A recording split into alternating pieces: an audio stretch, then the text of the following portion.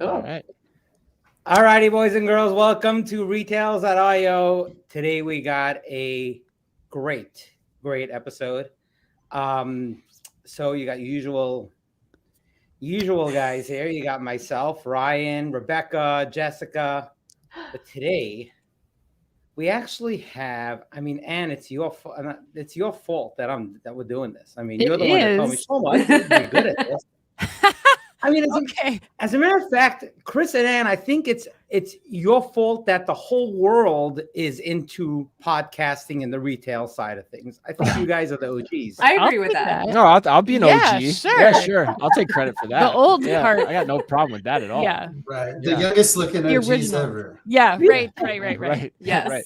If old, Well, old it's- replace original. It does seem like a that's lot fine. of people have jumped into the podcasting fray since we started, for sure. Yeah. I mean, it's fun. Yeah. 'Cause you get to have a lot of personality that comes out that you don't get in the stand up on the stage Speak at for Shop yourself, Talk or man. something. Speak for yourself. I will. That's fine. The thing that I love the most about watching your guys' podcast, Omnitalk Retail, excuse me, is that it's hard hitting, it's funny, and it's no holds barred. I mean, you could have Facebook or Meta, advertising, and you'll go right at them. I mean, it's like, hey, listen, it's the Howard Stern show of retail. Here we go. That's I like that. I like I that know. analogy too. God, you're too kind, Shlomo. You're too Yes. kind. No, He's thank coming you. out with all the compliments this morning. I think I that know. we should be really scared for what the next 15 I know, right? I'm pattern never Right?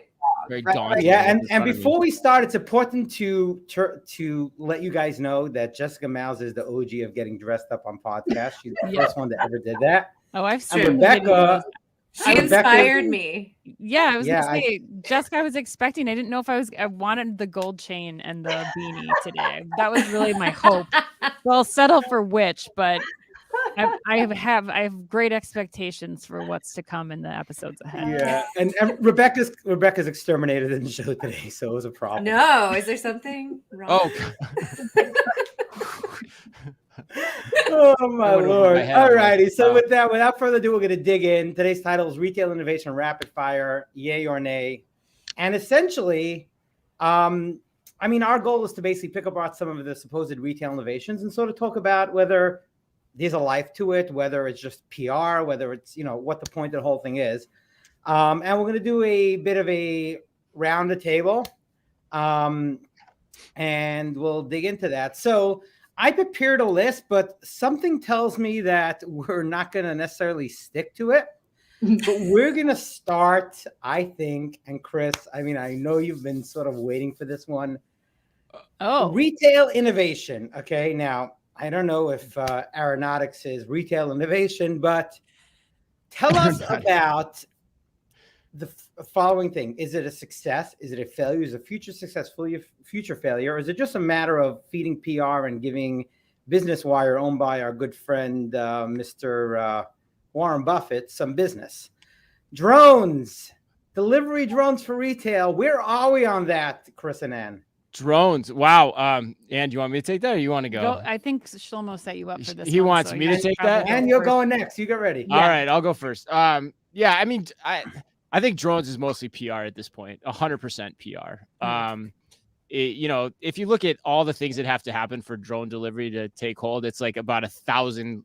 It's about 1,000 miles of if-then statements for it to get pulled off. And honestly, I think at the end of the day, it's probably not that much better of an economic solution in the long run than, say, electric delivery vehicles, number one, and then number two, autonomous delivery vehicles, mainly because they take goods from a point of one to many, whereas a drone is really a point-to-point delivery solution, which doesn't seem very economically viable. And then you throw in all the other, hamstrings that come with it, i.e. like you need a pilot to watch the drone as it's making its delivery, or the fact that you have to figure out all the traffic routes for these things to fly through the air. It just seems borderline ridiculous to me, honestly. And we haven't even talked about like the pilots they're doing in California where people were like planning on shooting them out of the sky. Like that's not even factor that we're considering right now. But No, that's That was actually my happening, though. idea. I'm going to catch me It's some actually dinner tonight. yeah. So they went out to a farm town in Central California to test this, right? Did you read this article too? Yeah.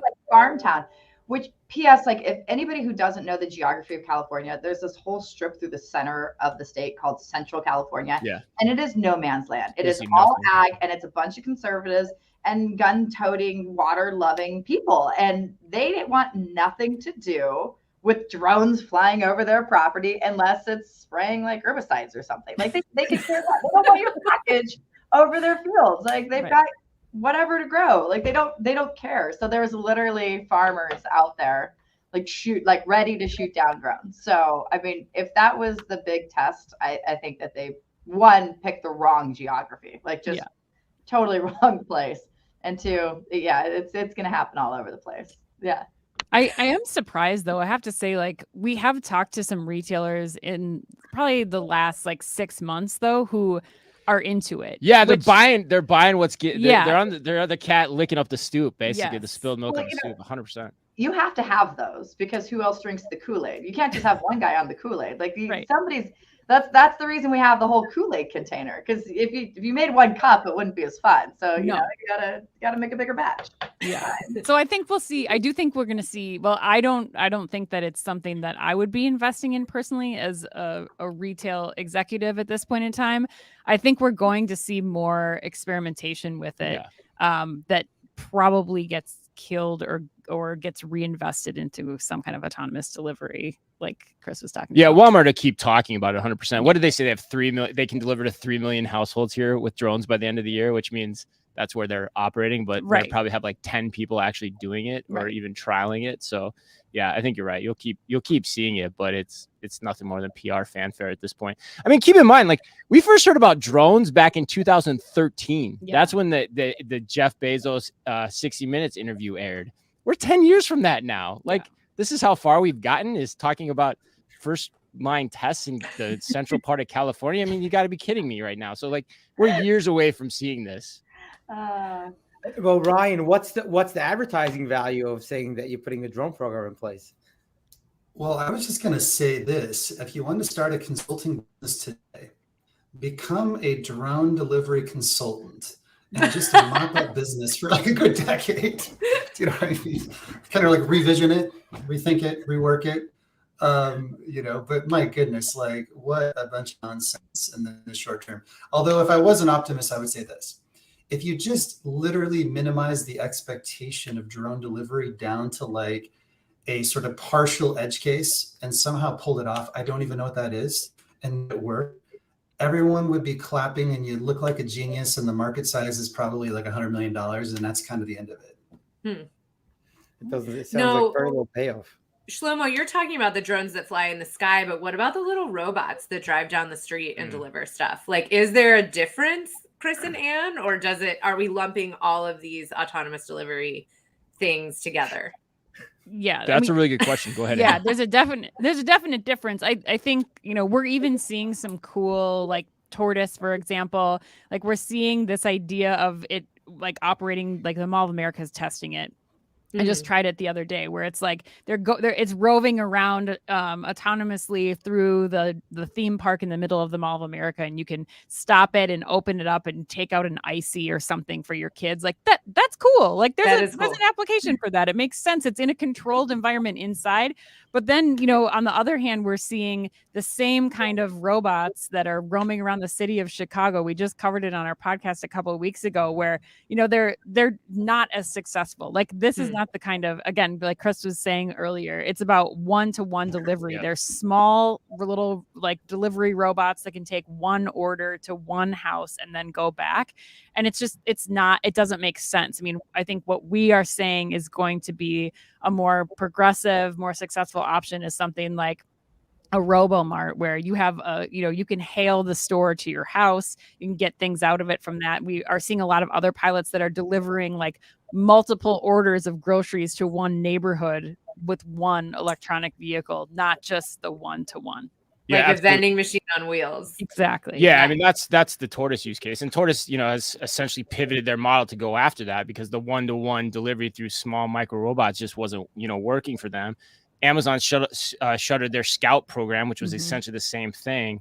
So it shows you that there's this idea of one-to-one is just really tough, and it makes sense. It's hard to get scale in that. But there's a company that we're keeping an eye on too called Cleavon, which is looking at autonomous delivery for multiple packages through a neighborhood or through a different environment. So I think that day is coming. And Anne's point about Robomart is very similar. Like it's about finding the right density and the right delivery vehicles to make it happen. But yeah, I think the smaller scale options just have the same issues.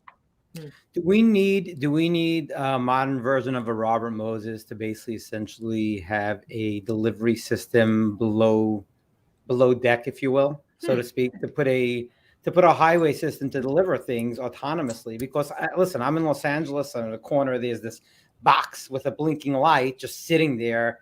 I mean, where's it getting the goods from? The one-to-one issue, right? I mean, do we need infrastructure like that, and is that realistic? I don't know. God, that's funny. We talked to a company about 3 or 4 years ago that was trying to pitch that idea of like the underground, like, you know, like you put the mail, you know, in the old school, like shooting it, like shoot up. The tubes. Yeah. Yes. Had the tube, and it'd be like gone through the store. It's great. Yeah. I mean, Taco Bell's doing it now. Yeah, right. They've taken over the food pneumatic right, like when you go to the tacos? bank, right? You know, and you get your sucker at the end of your transaction. In Minneapolis, in a suburb of Minneapolis, they just launched the Taco Bell like Defy. Yeah, Taco Bell Defy defies how you get your tacos for the rest of your life. It's like the same 4 system, lanes, and it shoots down the tube of your taco and it just opens up and there's your order. Oh my gosh! Which also isn't new at all.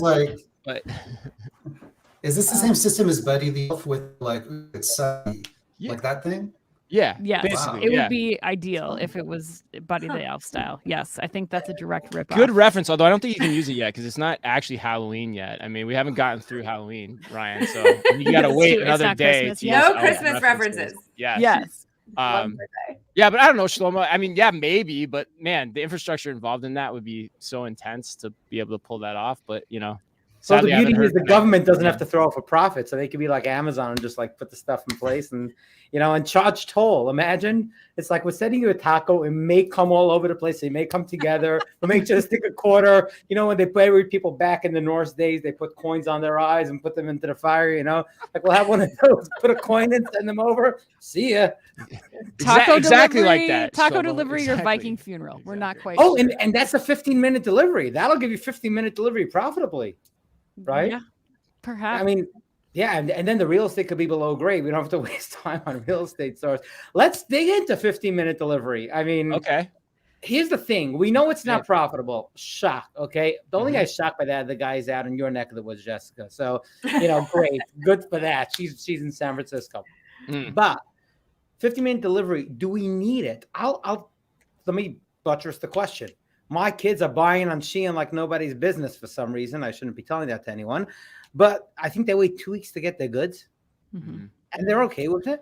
Do we really need 15-minute delivery? I can take that one. I don't. I mean, I think you could argue, do we really need any of the things that we have? Like, do we really need 2 day? Do we really need 1 day? But, you know, we existed as a society before all those things were here. But I think the real answer is, do we want it? And I think yes, we do. There are particular use cases, which Ann and I had the pleasure of trialing out when we were in New York City, where it's super relevant to you as a consumer. Like we ordered some popcorn. I ordered a COVID test at one point, and you know, it was crazy. Like stuff got to me in 7 minutes. Now, can you make a business out of that? Can you get the economics out of that? I don't know. The judge and jury's still out on that one, but I think the demand is there on the consumer side as something that people would want, having done it. But I think we still haven't figured out, you know, all the elements that need to go into it to do it in the right way for the long run. But I think that's going to come. But yeah, I think it's the bigger. Oh, go ahead, Jessica. But isn't that basically like an Instacart or an Uber? I mean, you can get things brought to you pretty quickly at this juncture. And when I think of something I need in 15 minutes, it's like a medicine or so. Yeah. You know, something like you don't need a shirt in 15 minutes or a whatever else, a widget in 15 minutes. So I'm curious of what the market share actually would be for the 15-minute category, right? Like, what is that market share of overall e-commerce? Yeah, it's a great point. I mean, and that's the other thing too. Is it 15 minutes? Is it 30 minutes? Is it under an hour? We haven't really figured out the landscape of how that's going to play out. But you talk to companies like, I mean, you look at companies like Kroger, they've said publicly on stage that they're losing share in the instant delivery market, and hence why they've gone after it to some degree with the right partners too. So there's something there. Yeah, I think it's about the broader question of convenience and what that means for your customers too. And you might, take a hit, especially like the Kroger example that Chris is giving. Like you might take a hit on your 15-minute delivery, but if that incentivizes your customers to stick with you for the bulk of your purchases, for going into store, for doing grocery delivery in a day or whatever, if there's like incentive for them to still stick with you, and you might take that hit on that 15-minute delivery, it's still worth, having that customer and maintaining that customer and really being able to provide as many outlets as possible for that consumer to get the things that they need in the time frames that are appropriate to them. So it's not just an investment in 15-minute delivery. I think it's looking at it across the board and what options you can offer. That's a great point. I mean, the other thing too is like we haven't seen how this is going to play out with all the membership models that are starting to emerge too across Walmart Plus, Kroger Boost, Amazon Prime, even like, could you get the add-on service or charge for this service too? I think that's still something to be determined as well. Yeah. Interesting. I question this whole thing about loss leaders in retail. I think because we have commerce has been democratized and very big, at least access to commerce, opening up your computer, you got all over the place. How much do I need to invest to get a purchase?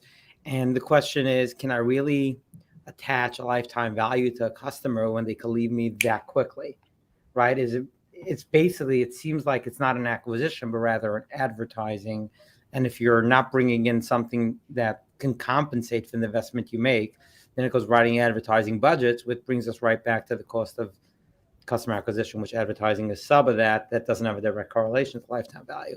So I question this whole 15-minute delivery, meaning as follows, and I think this goes also, and I'm curious to get your thoughts with regards to some of the quick delivery, the DoorDash and guys like that, right? So historically at a pizza shop, you're the guy behind the counter that basically owned the place, flipping his pizza, the cheese, the thing, yeah, I'll give you some, all right, great.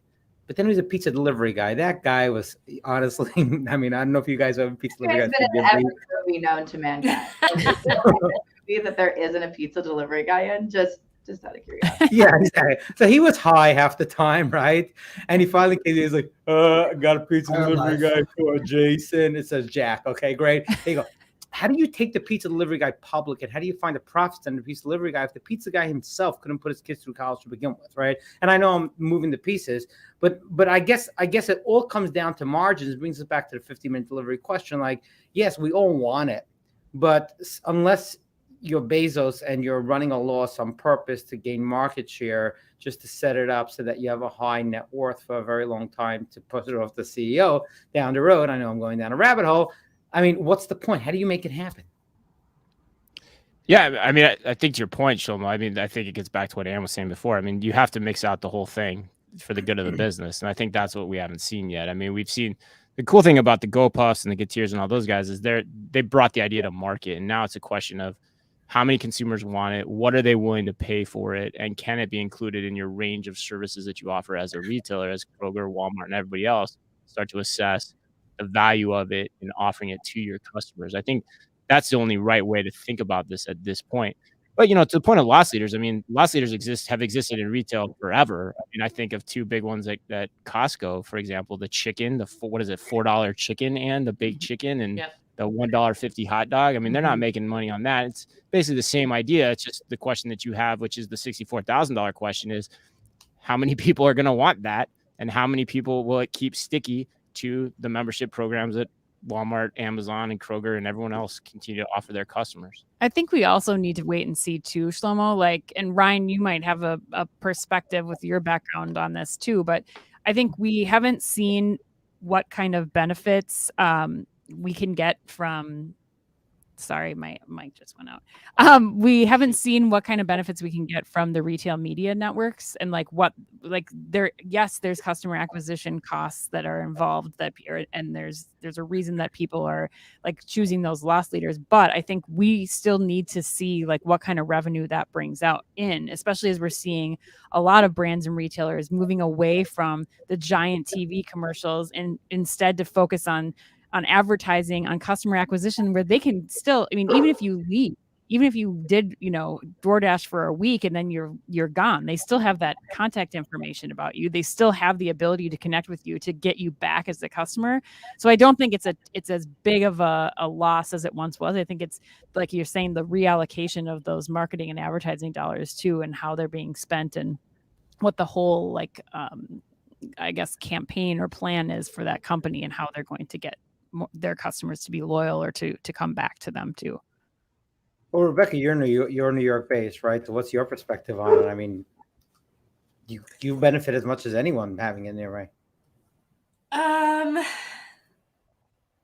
Yeah, I don't know. I guess, yeah, I mostly agree with Anne. I think it's, it all comes down to like giving the customer what they want, right? So yeah, I actually have a question, Shlomo, for Anne and Chris. Oh. I really want to. Do you mind if I change the topic a little bit? Hello. Okay, You're great. because I'm higher up over there on the side. I don't know if that's what you see, but I put myself down. You go up. Go. Oh, hello. Wow. Oh my gosh. I just There you go. You're in charge flipped. now. Oh my goodness. Heavy as the head. Okay, so totally moving away from like drones and autonomous delivery and pizza delivery guys and all of that.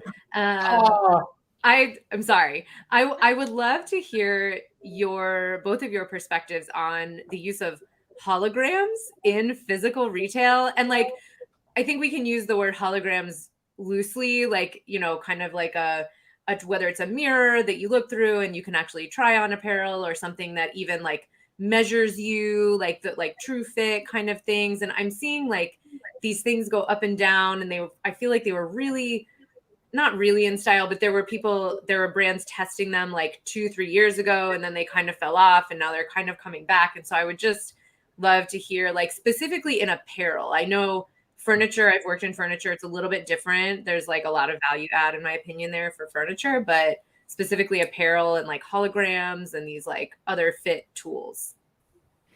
I mean, I would say, like, if we're talking fit tools in general, Rebekah, like, I think personalization and the 3D scanning technology that's out there, that's like, we've seen a couple examples of that. One at the Savage by Fenty store in Vegas. And then also we just did a video of a Fleet Feet store in Chicago that's using a technology by Volumental that's like scanning and getting the actual volume of your foot, as opposed to just like watching somebody run on a treadmill and being like, I think these are the right shoes for you. Like it's I think enabling enabling more confidence for the consumer in what they're purchasing, because it's like an actual rendering of their body. I think there's some other stuff out there that like Walmart has been experimenting with, that's, find a model like me, which is, I think, similar to some of the fit match stuff too that you're talking about too, Rebekah, where it's like this model is kind of like, or is more closely aligned with your body, but there's only 4 options or 8 options. It's not getting to the level that like this 3D fit technology is actually able to say, scanning your body, putting that digital twin against thousands of other, people's bodies that we've sampled. Here's, millions of products that we've sold, and matching that with millions of scans and saying, this is going to fit you with a, very high degree of confidence, versus, we think this model looks a little bit like your body, or this mirror is trying to find a version of your body that will help with fit. I think there's a reason that those were sunset, that we're not seeing retailers use them as much. But the personalization technology, like fit tech, I'm all in it 100%. Yeah, I mean, I agree. I mean, I think we talk about this on our show a lot, but if I was a retailer, I wouldn't be looking at AR for very few consumer use cases. If anything, I'd be looking at AR for operational use cases. That's where a retailer is going to have the biggest bang for the buck, in terms of, getting the utilization out of that technology. But yeah, no, I'm with Anne. I wouldn't be looking at that very hard. I mean, I think it go back to the question about like how many people want like instant delivery. I mean, I think a lot more people want instant delivery than they want like an AR visualization of their 100%. Yeah. So like, I mean, that just kind of, and we were questioning how many people want instant delivery too. So like, it gives you an idea of orders of magnitude here. Right. Can you say more about operational use cases? Because you like, for sure, perch up my spidey sense.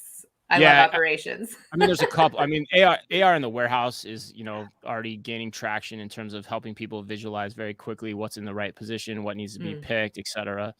The other application really is like what's happening in store as well. So you can put computer vision into the mobile tablets or the mobile phones that the sales force are using, the employees are using in the store, to help get a clear picture of like what products are right on shelf, where the inventory counts are correct, where the pricing's accurate. Like those are the places I'd be experimenting with first and foremost. You can even give them that to the third-party pickers in your store too, to make their jobs easier as well, potentially, or the third-party players in your store that are charged with making sure your shelves look right all the time. So that's where I'd be getting the benefits out of AR, particularly in an in-store environment. Yeah, receiving back of house, like just being able to use an AR scan to see like, okay, I'm reading millions of barcodes here on all these packages. Do I have what I think I have? Can I get that into my inventory system more quickly? That kind of thing.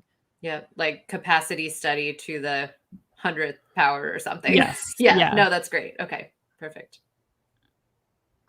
Okay, now I relinquish my takeover. I relinquish my takeover of the.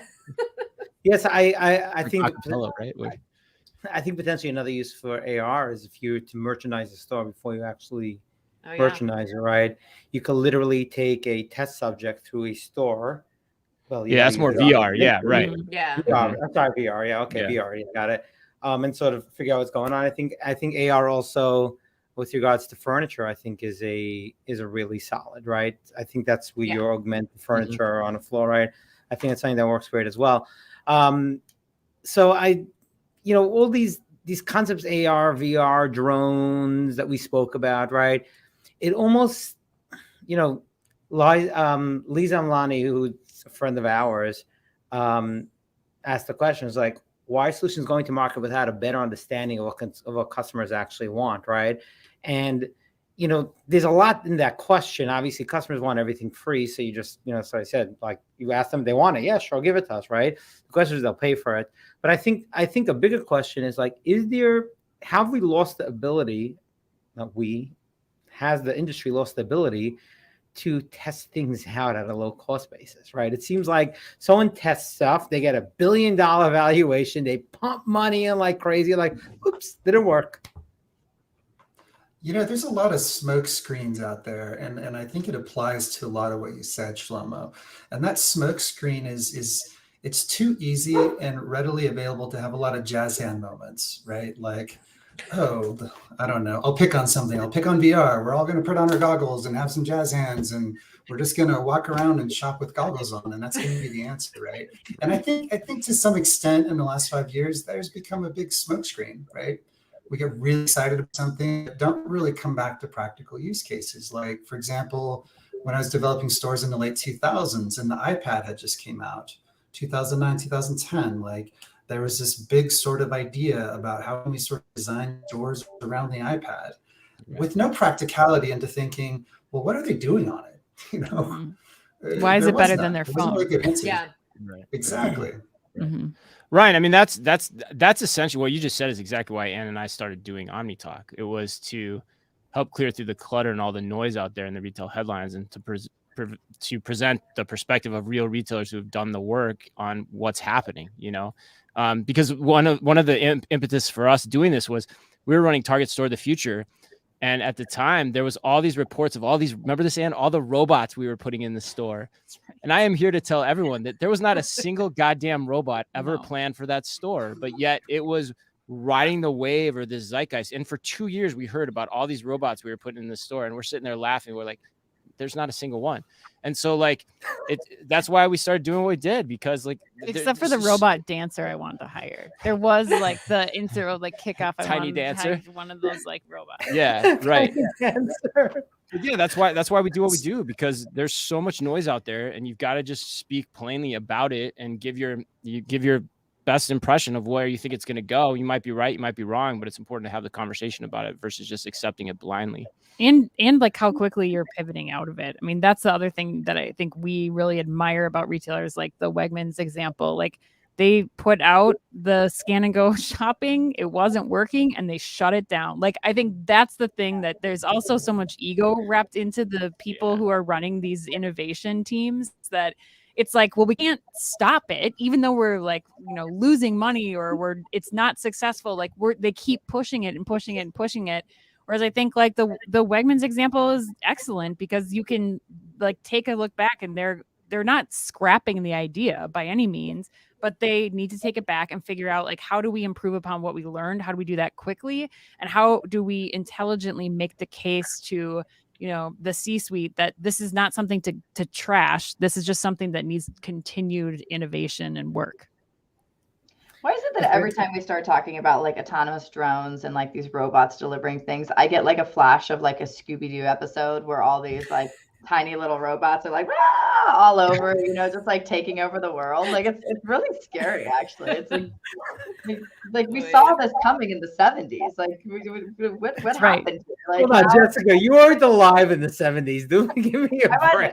I wasn't, but I definitely watched 70s Scooby-Doo. They're still really good. My kids love Scooby-Doo. I watch more Scooby-Doo than I care to admit right now. And all I can think about is just like the creature from the islands like coming off, and it's all these like flying little robots. And unfortunately, it's not like a man in a costume behind it all though. Like these are we're actually sending things out there to like destroy everybody.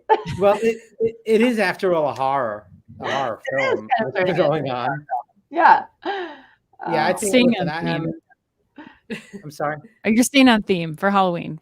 It's the horror show. Yes. Appropriate. Yes. Yeah, it is a horror show. And you know, what's interesting about it is that just talking about retail innovation generally, the thing that strikes me is that I think every retailer is trying to come up with their innovation that's going to outdo the competitor and therefore increase market share, right?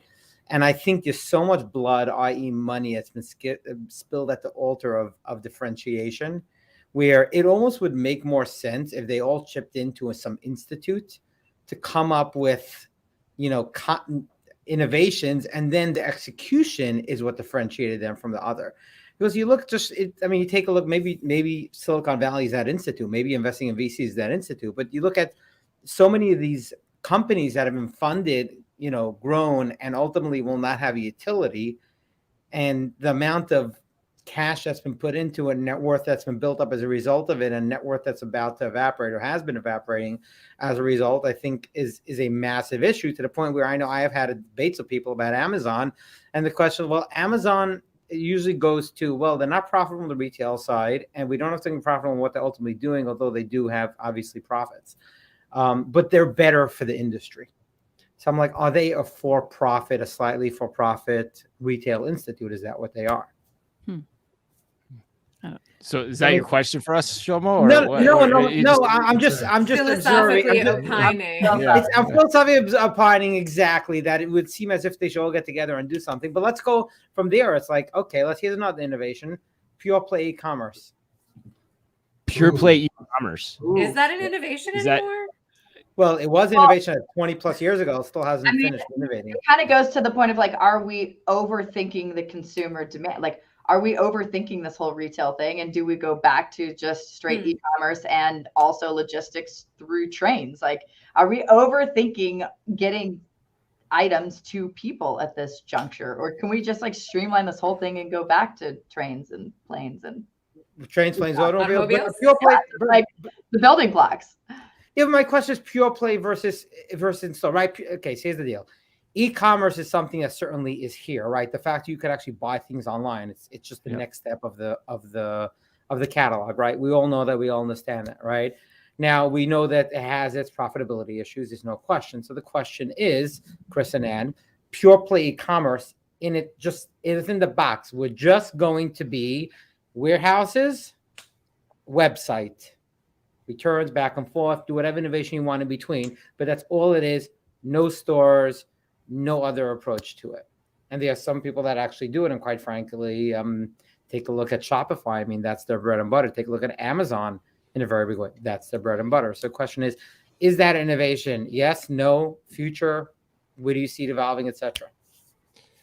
Yeah, I don't know. I mean, I think it's just all, you know, everyone's got to find a happy medium, and it all comes down to who are you as a brand, you know, and are you a retailer or are you a brand? That's always the question we ask on our show. Like, and then how do you position yourself across the landscape, whether you want to go direct to consumer yourself, or do you want to go wholesale through the retailers or open up your own physical stores, a la Warby Parker or Allbirds, the latest examples of that.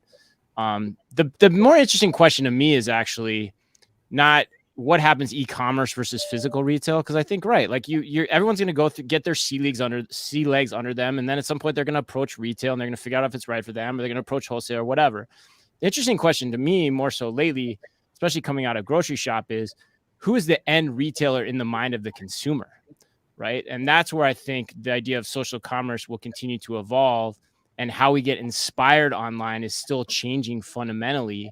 And so there's going to become this play between the three parties, the social media networks, the retailers, and the CPGs, to grab hold of that mind share. And what's going to be interesting about that is, as they capture that, take the example of the CPG, scrolling through your feed, they serve up, Cheerios. I'll use as an example. I want Cheerios today, right? They're going to be able to sell that to us really quickly and really efficiently through their connection with us.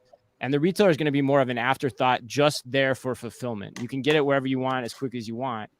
That's really what's going to be interesting to me, is watching the reclaiming of their position of power from the CPGs, because they can take advantage of that psychology in terms of how people are shopping. That's what I'm paying most attention to in this question. It's kind of an offshoot, but it gets at the same idea, because the CPGs now have the tools to go direct in a different way than they ever have before. Yeah. And the fulfillment capabilities in the background to facilitate it. Yeah. And sorry. No, go ahead, Shlomo. No, I interrupted you. Go. Oh, I was just going to say, I think it also depends on like the strategy that we're seeing some of the CPGs take on, that Chris is talking about too. It's like, what options do you have for each party? Like, there's so much negotiation going on. Like, how do you make, number one, the best experience for the consumer? So if they do go to the Cheerios site, they want the ability to get it in 15 minutes, or find out what store locally is, carries the Cheerios, or can I just have it shipped to me from General Mills directly and I'll get it in a week in a box, at the best price. Like, I think it's just figuring out, as the brand or retailer, what makes the most sense for each one of the parties that are involved. And after, what makes the most sense for the customer. So how are you using that to kind of determine what your approach is going to be, where you're going to be, whether that's online, in store? But I don't think it can just be one. Like, I think for the most part, it can't be. That's just not going to be an option going forward. So yeah, I was gonna. Sorry, go ahead, Shlomo. No, Ryan. I was going to look at this from just a slightly different angle, which I think the thoughts you're sharing, Chris and Ann, make a lot of sense, right? Like, think about your business at a higher level of scale and optimize your channel and retails against that. And it just may be right for some that Target is a great partner for whatever reason. It's sort of an in-cap, like singing and dancing type of brand and product. Or, on the contrary, maybe Dollar Shave Club going into Target, I vacated the brand. There's nothing to it that makes any sense, anything different than anything else. It's just sitting next to a couple other brands. But I think pure play e-commerce, if I looked at it through just a pure, hey, let's go to market, all we're going to do is do e-commerce. Yeah. Clearly, I don't think there's any success there, but I do think there's an important lesson. And it's very similar to like the gold rush in the 1850s. We're going to go way back in time. Who made all the money aside from a lucky few in the gold rush in the 1850s? Merchants. Who sold? Shovels, pickaxes, and pans. These people cleaned up, right? So when I think about e-commerce pure play today, at the end of the day, it's really hard to make money. Just an enormous tidal wave of inflationary costs, ad shipping, et cetera, and return costs. But who made all the money? People that were driving ad networks, people that were providing SaaS software, et cetera, et cetera. So I think for a lot of reasons, there's a lot to learn here that equally applies even to cloud kitchens. I know is on our list, right? Like it sounds really fantastic, but what happens when the ad costs become insurmountable and such a weight on the P&L? All of a sudden, then it begs the question of, okay, wait a minute. What would our customers expect of us in an ideal sort of world at scale? Should we have restaurants? Should we be in courts or whatever it may be? Yeah. And the point I'd add to that, which 100% agree with what you said, Ryan, is the other great thing about e-commerce, it's relatively cheaper to test the brand, like to get a concept off the ground. Like it's so much easier to stand up a website and start selling stuff than it is to build a store. Like there's a lot of capital that goes into building a store. And so it's a smart way for people to take things to market.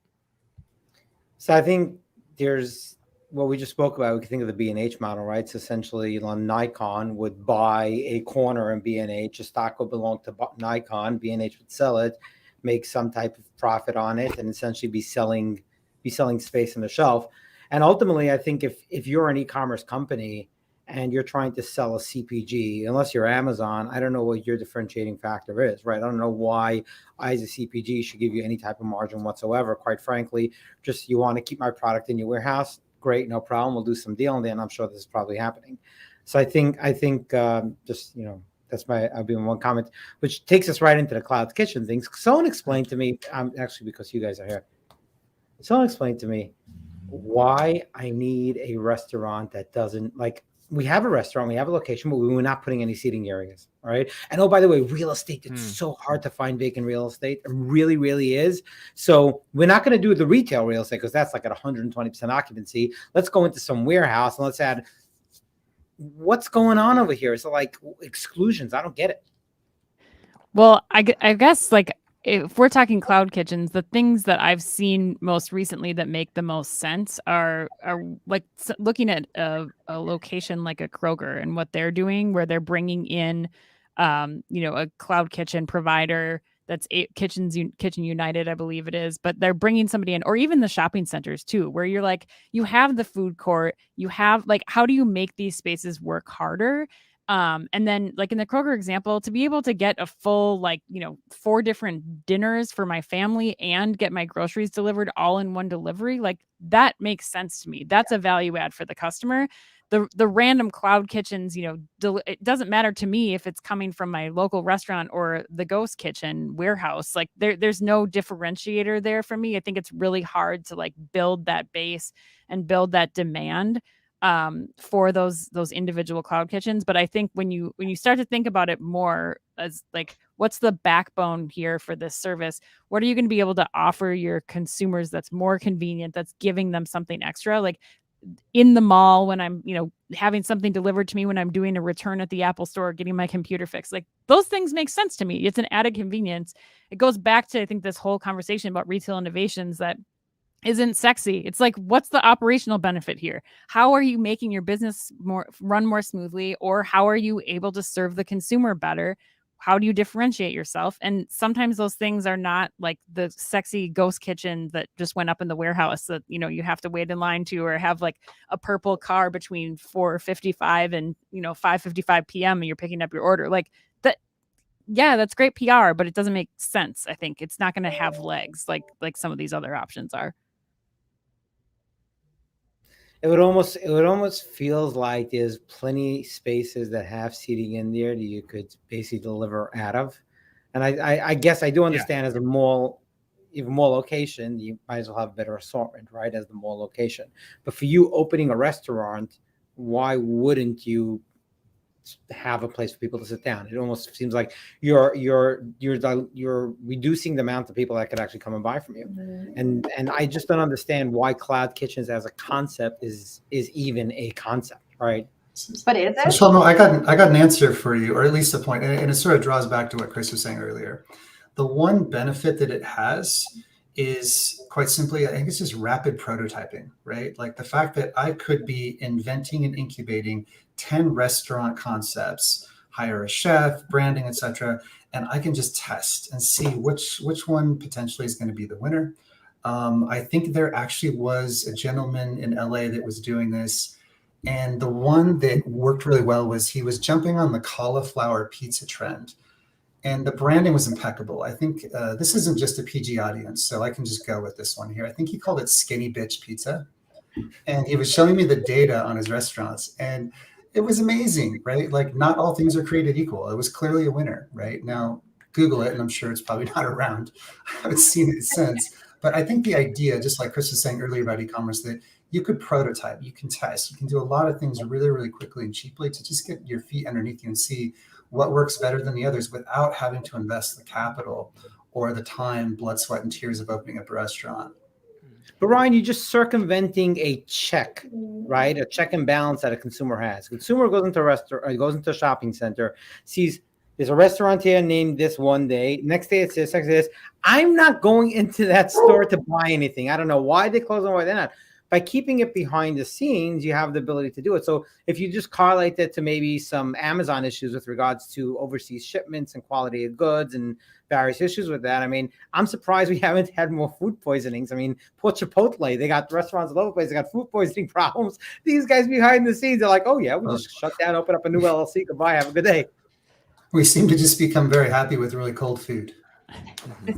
Well, I think the conversation is interesting to me too. And the other question we always ask is what historical precedents exist already. Like, I think Starbucks is an interesting case study in this conversation too, because Starbucks has, you know, a great mobile pickup service, right? Mm-hmm. And they haven't opened that many pickup only stores at this point. They're talking about opening up more, but to your point, there's a higher return on your assets when you can have people do both. So I think you'll still see people lean into that. And then the cloud kitchen concept comes into play when you get a certain density, or the food operations themselves get run at a capacity level that just isn't sustainable. And then that type of installation can help defray the ancillary negative impacts that come when that situation arises. But how many restaurants can actually take advantage of that type of demand in a given area, I think that's still the $64,000 question on the cloud kitchen idea too, for the most part. The things like Kroger using it in their stores with unutilized capacity in the store, possibly getting ingredients from the store, offering their customers something, that to me is a whole like separate, you know, part of this conversation too, which a lot of times, even as I'm talking about this, we're victims of our own language and trying to describe everything that's going on. But I think it's good to look at the long story short, I think it's good to look at precedents because I think they can inform how things are going to play out. I like how everything costs $64,000 in I know, right? world. It's all $64,000. Whole game show references. Also, Rebekah. I do want to point out, because you said Starbucks, which was one of my favorite places, and I did work there for quite a bit. I think there is one really important difference, though. The Starbucks pickup stores, they do not deliver. So you are putting someone in an environment where they feel as though they should be able to sit down and like enjoy their coffee. And I think that's actually why they haven't caught on more. And a cloud kitchen is obviously like there's just delivery pouring out of it. So I kind of agree with like Ryan to his point of like, you can just incubate, rapid prototype, etc. So yeah. But I think that there's also the differentiation of like even cloud kitchen and what Shlomo's talking about too, which is not having a dining area. Like, if I were in the quick service restaurant industry, like I love the idea of no dining room and you're just doing pickup orders. Like you just have set something up. I mean, especially with all the labor issues going on right now and unionization, like, do you really, like, how many people do you really need in the store to be, it's giving extra responsibilities, and what are you saving potentially from not having to staff somebody that's cleaning the restrooms, that's cleaning the dining areas and all that kind of stuff. Like, I think there's more of that that's going to go into play. And I think consumer behavior is changing too. I mean, yes, Rebekah, I love to grab my Starbucks and, sit there and be able to have that option if I wanted to meet a friend or something. But I think that, this next generation too, like, is that something that they're going to want, or do they want just the convenience, the quick, like, I want my coffee and I'm out? So I have a question. When it comes to integrating social media into advertising of goods, and we see more brands directly trying to control who their target audience is, do you think we're going to see the influencers of Instagram and the Twitters, will that continue, that advertising channel grow in the future? Or is that something we're going to see come back because it's gotten so intense and so expensive to work through these basically branding managers that are hired? I mean, you talk to some of these bigger, a million followers, and they're getting paid $20,000, $30,000 a campaign for diapers, right? Like, is that a trend that can survive long term? Or is this just a channel we're using right now? Yeah, I think it comes down to what the return on investment is. And for a long time, those checks were being written, to anybody, to the person with the biggest following. There's been so much development. Even like I was working on that at Target before I did Store of the Future. I was working with the brand or like the designer teams that they would bring in and trying to find the right people to partner for those kinds of engagements and launches. And there was hard to get, we just were saying like, you post this many times about this thing, and there was no way for us to really see the magnitude or the impact that they were having outside of like some sales lift, which was that because we just launched this design partnership in store, or was that because, Poppy DeLevine posted out 50 million times like that you should go buy this necklace.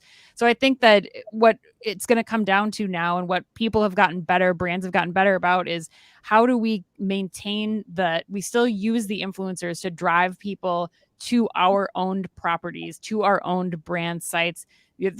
We still need them as traffic drivers, or how are we having people like the influencers being on our own sites so that we can understand how much traffic are you driving, what the baskets are looking like from this person, this influencer driving the traffic to us, and then what does that mean, and what does our investment or ongoing investment look like in these people? But I don't think the influencer is going anywhere. I think it's just going to continue to evolve and change, and we'll see larger more micro influencers, more localized influencers having more of an impact on this. But I don't see it going away, Jessica. Yeah, it's an interesting question though. Like I haven't seen the numbers on this, but it'd be interesting to look at like percent of advertising dollars as a percent of sales that go to like influencers versus like traditional like spokespeople prior to this run up and everything, right? Like, yeah. I mean, we probably know the answer already in terms of how much money is going to get spent towards this type of thing, because it's really just a refashioning of an old idea at the end of the day. Exactly. It's just much more accessible via the tools that we have now to shop. So to that point, it's probably going to be more, I would think, because you're going to see other forms of advertising come down, i.e. television and stuff like that. And it's more attributable too. Yep. So the influencers in theory have more power to claim. The best ones have the power to claim that they're making an impact on the business if it's done right. Plus, they're so fun to watch. Like influencers in the wild. My God, that's one of my favorite follows. So good. So good. Well, that, and you think about it, like if you're a brand and you're having to go pay your advertising team to go come up with the ad campaign, then go shoot the campaign, then get it out, pay for your TV spot. Like I would have to imagine that you can cover so much more ground through the use of an influencer who's actually doing all of that for you, right? Because they're building it into their brand as well as, putting in your information. So it's one of those things that's like, it could be passe because social media moves so fast, right? First it was everybody was on Facebook, now Meta, then it's like Instagram's the top spot. Now it's TikTok. I mean, it moves so fast through the various methods that it's being put out and the platforms. But I think in totality, it seems like there's such a huge cost savings in terms of advertising for a brand to be using influencers. So I have a tendency to ask questions that basically are really opinions, but there's or to just give your opinion. Right. Wait a minute. Shlomo, start the sentence with "I think." I may be wrong, but so there's this great story. This woman's son works for GM. He's a vice president. She walks into the GM front desk. She walks in. She's like, "I'm here to see my son." "Who's your son?" "John Andrews." "John Andrews? Who's John Andrews?" "He's a vice president." "The vice president got thousands of vice presidents. Where?" "He's in. He deals with the seats, with the headrest in the seats. The headrest in the seats." Hold on, let me check again. "Passenger or driver's side?" So it seems that everything these days is like, we got this new innovation. It's like we got toothpicks, but we're going to call them plackers. And have you seen plackers? Right? This is so great, right? So I spoke about e-commerce, and we spoke about how e-commerce is essentially another way of doing retail, right? It's not the pure play e-commerce, just a way of doing it, right? But yet it spawned this whole thing, right? Retail via metaverse. It's getting late in the day over here. We're almost here an hour. Time flies and you're having fun. But if we don't get to the metaverse, we got to get to the metaverse. And I think the question is the metaverse something different than what we have already? Is just a different delivery form? Is it going to be something different? Are we going to end up with I forgot the name of the movie where everybody just Ready like Player sits One. in a pod and plugged in? Yeah, Ready Player One. Ready? Yeah. So Like, good. are we just going to have that? Like, talk to us about the metaverse, where we are. Will you guys see this? This is like so confusing. You should have been on the plane with us on Super Friday. Chris and I were like debating this, much to the dismay of the person sitting Yeah. next to us. Although we went and You were like- researched it a lot too. Yeah. Like we went down the Google rabbit hole to try to piece it all together in our heads. Too, So 'cause you were it is like the super crying confusing. kid to everybody else? Yes, Like, basically. Pretty much. People I were would like, have loved to have "Please been on that stop plane. talking." Like just the row behind. Or they found us incredibly interesting and just didn't have the chance to tell us because they were so dazzled by everything that we were Sure. sharing on the plane with Sure. each other. But I mean, we did research this a lot over the last week because we did this panel at the University of Minnesota the other day where this topic came up a lot. And yeah, I mean, there's a lot to it. Probably not. There's too much so probably in the time we have left here. But yeah, the true metaversian idea is really, you know, an immersive environment that everyone can be a part in equally, right? That's what we're fundamentally talking about here. There's a lot that happens before that. And whether that even happens is still, I think, a big part in the pun, Rebekah, $64,000 question. But, you know, but there's a lot of stage gates to get there. And so where Ann and I were talking a lot about was, you know, there's still new forms of digital commerce that are taking hold that are a precursor to that. That's what the NFT movement is all about, right? Or how people are interacting with each other inside of a Roblox game via digital avatars, which at the end of the day are just different forms of digital commerce, I think is what we agreed upon. Yeah. They're not necessarily metaverse. They get lumped as that because it's kind of the initial stage, the first like crawl step to get to that. But that's important to keep in mind because, you know, that metaverse world's a long way out. And so you're really just talking about right now, fundamentally new ways to do digital commerce. And then I think what you have to ask yourself as a retailer is how valuable are those new ways of doing digital commerce? How much volume is there in that? How many resources should I deploy towards this effort? I think you get into those are really great questions to start asking. I think it's worth brands investing though in what their digital commerce strategy is going to be though, and how they're going to play in those games and where and when it's appropriate for them to get involved. The same way that you know, 10 years ago started having a social media team that was focused on how your brand was going to show up in social media. Like if you are an electronics brand or you're in the music or hospitality industry, like you probably should be thinking about how you're speaking to that next audience of consumer, whether that's in Fortnite or that's in Roblox. Or like, I think one of the most revealing things from the panel we did this week was like, gaming, there are more people that are gamers than the people sitting in their basements playing Fortnite that we attribute to gaming. Like your mom playing Candy Crush is a gamer. Like that kind of person is interacting in that space. And it might make sense for you as a brand to be looking at those like mediums, to be talking to your consumers. So I think, like Chris said, like it's a gradual thing. I don't think we're all going to be buying $1,500 goggles to put on and, you know, shop in our living rooms yet, but there are steps along that process that you should be investing resources in, I would say. Yeah. And the other thing, last point I'd make too, is we talk about precedents again, like voice came on the scene like around the same time as drones, right? Like maybe 2013, 14, 15. I don't remember the exact date, but like that was going to be the next big thing. If you remember, like everyone was going to be doing voice commerce.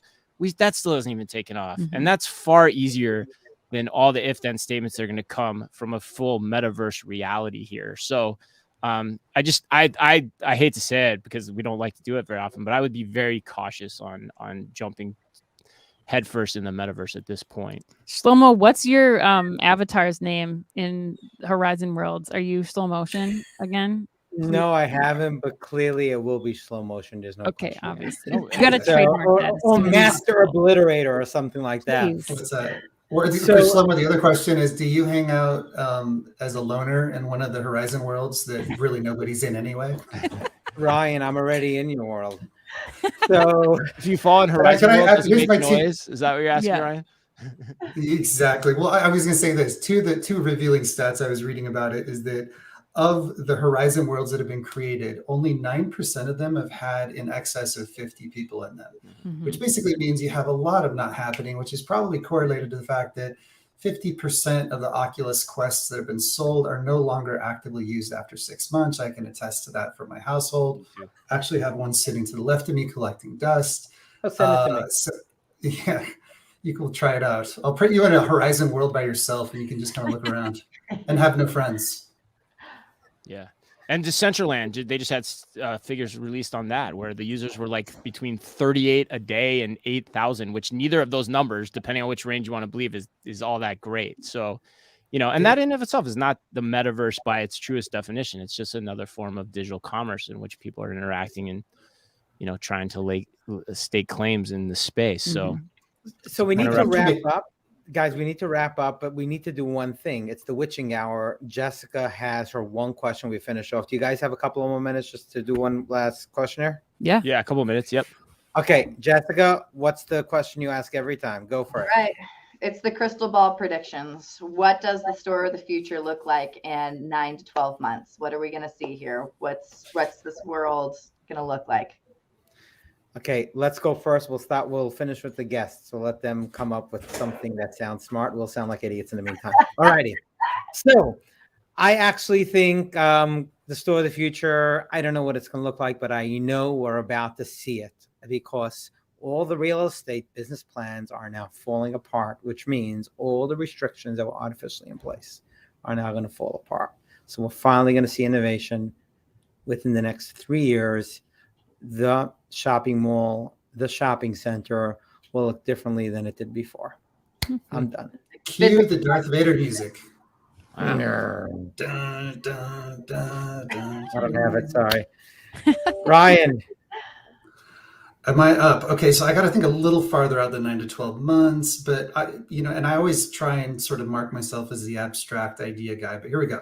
One of the largest growing professions in the future will be people that are monitoring delivery bots, whatever that may be, which I thought was hysterical, by the way. I think Shlomo and I were having a meeting with somebody, mentioned one of the CEOs, like how many people are involved in behind the scene delivery robots, right? That are essentially intervening as necessary or monitoring. And I thought that was hysterical because we all believe in this Jetsons idea that like, oh, it's magic. They deliver the food anywhere, but there's actually someone behind it. So my bizarre prediction is that there are going to be delivery robots, but there's actually going to be a blossoming industry of people and kids out of school that just navigate and monitor these things. Oh. All righty, Rebecca, Jessica, who's going? I'll go. I have the spider on my head. So I think, let's see, what do I want mine to be? Well, someone talked about malls. So let's talk about malls. I think actually we're going to see less single brand occupancy and more of these like smaller direct to consumer multi-brand marketplaces, in particular in the malls. So like think Brick and Click and like what Naked Retail was, and I don't know what they plan to be in the future, if they plan to be in the future, but like those types of things, because I think direct to consumer brands are realizing that they need to actually like team up with other direct to consumer brands to kind of gain that critical mass, and they find a lot of advantage there, and that seems to be happening more in the malls than not. So that's it's a shorter prediction, sorry Ryan, shorter prediction, but I would say 9 to 12 months. Right. So I'm going to go on the heels of that. Our consumer spending habits are going to change a bit in the next 9 to 24 months, which means people are going to be much more conscious of what they're buying and how much it's going to cost them. I think that we're going to see some of our more luxury brands, mid-luxury brands retract in markets where we're going to see either your top luxury end or your Dollar Generals and your discounters actually be able to expand in the market. And because of that, I think we're going to see kind of a switch back to a lot of e-commerce happening again, because people don't want to get in their car to go buy things because it's the tactile sensation of spending money versus the easiness of something just showing up, and it feels, when your pockets are a little less deep, it feels less harsh to not have to slide that credit card over and over again. So I think we're going to see more the dependence on e-commerce come back that we saw back in 2020 and during COVID lockdowns. All righty, drum roll. Kristen. I made a prediction at the event we did last week, and I think that in 2023 we're going to see another major apparel retailer come out with scan and go shopping, like a Nike or a Lululemon, somebody that already has RFID enabled product. I think we're going to see a scan and go shopping experience, which hallelujah, let's just get them all out there. Yeah. Gosh, for me, on the 9 to 12 months horizon, I don't think it'll look that different than today. I think if anything, you'll just see more retailers pivot towards curbside pickup. We were down at HEB in Texas. I mean, how many curbside pickup lanes they have? And like 60? Yeah, it was no exaggeration. And the whole building was built you could tell it had been built with that in mind too. So I think you'll still see that. But, for the longer term, I mean, I've been on record as saying it already. I think Amazon's just walkout technology, particularly what they've got in Amazon Go and Amazon Fresh, is already the greatest retail innovation of the next 30 years. It's just going to continue to take hold and become something more than it is today. And other retailers will start to follow suit to get the advantages of computer vision deployed in their buildings. That's fundamental technology. I think is going to dictate everything here going forward. All righty, great to hear. You at the Buc-ee's of Quickside Pickup, I hear. So that's yeah, we didn't get to Buc-ee's. We didn't get to Buc-ee's, yeah. Not this time. Next time. But he said it like they had 1,000 lanes. That's Buc-ee's style. I mean, they may even have a patent on that. All righty. Thank you so much, Chris and Ann, for taking the time to join us today. Truly an inspiration to us, and just in what you do. No, not in life. Come on, dude. Thanks. I look in the mirror. I'm good to go. God. Yeah. But right? not in life at all. What Not in life. do? Just inspiration in some other way, but not in life. Yeah, I'm talking about retail. Shlomo, it's all going so well. No, this is going great. We almost made it out. Yeah. We almost made it out, you guys. This is what you get. So no, but on a serious note, if that's even possible, thank you so much for joining us, and all you guys online, follow us Retails.io and all your local social media channels. Thank you so much. Have a good day. Happy Halloween. Happy Halloween. Happy Halloween.